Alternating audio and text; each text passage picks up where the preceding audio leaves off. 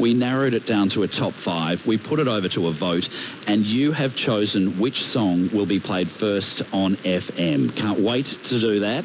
We've got just over an hour to go. This is Breakfast with Mark Gibson, 720 ABC Radio Perth.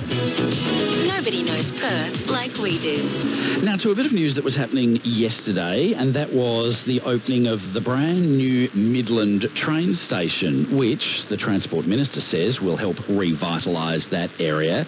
Now this Midland precinct includes a multi-storey car park, a bus interchange and a section of new track to connect the station to the Bellevue depot where the C-Series trains are assembled. If you are using the new Midland train station this morning or on the train, I'd love to know how it's going. Was your train on time this morning? The first one should have left at 5:28 this morning. Maybe that was the first lot of people I saw arriving here in the city. The trains are coming every 12 minutes to Midland at that new station this morning. 1300 222 720. As I mentioned, that is still the number for another hour or so if you would like to get in touch. Now, you know that MetroNet has been happening for these past 9 years, and the government says that this is the final piece of the puzzle. The cost of this Midland project almost doubled from the original budget of about $240 million. It ended up costing more than $400 million. If you look at MetroNet over those 9 years, well, we have 23 new stations, 72 kilometres of extra tracks, but a total cost of more than $12 billion. It's an awful lot of money, isn't it? But tell me what you think. Is it helping revitalise our city? Is it helping us be better connected? The Minister, Rita Saffioti, says the new station will bring growth to the surrounding Midland area. This is not just about the physical infrastructure, it's the opportunities that exist for generations. It's the opportunities to connect. And without quality public transport infrastructure, those opportunities are missed by people living in the suburbs. Of course, we've also brought railcar manufacturing back. As you know, we've got the railcar manufacturing facility in Bellevue. In here, we're also creating development blocks for more housing. What we've done, we've removed the old 57-year-old train station and built our new train station. A 24/7 overpass which connects both sides of the rail track. A 12-bus interchange that's been operating in part since December.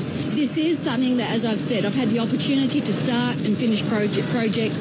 In politics, it's very rare that you get to start and finish a project in relation to the volatility of politics, but what we've seen and what I've been able to do is oversee this, and I'm very, very proud. That was Rita Saffioti, the Transport Minister, speaking at the opening of that new Midland train station yesterday. And look, while we're talking about transport, I suppose I should talk to you about this new report that was, it was given to the newspaper yesterday, and you might have seen it. You might have seen some of the plans for a big, bold plan of how Perth City might look in 10 or 20 or 30 years. Look, I hesitate telling you about it because it's another one of those plans which will probably never see the light of day. It is going to be presented to the City Council, the Perth City Council this week, tomorrow night in fact, and they will recommend making the CBD home to things like a new light rail, trams running down the terrace, more bike lanes, talking about that cable car to Kings Park, which has been spoken about for decades and decades.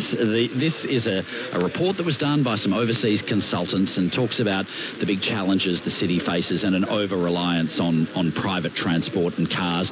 Talks about making everything a lot more pedestrian friendly. It all sounds good in theory, I know.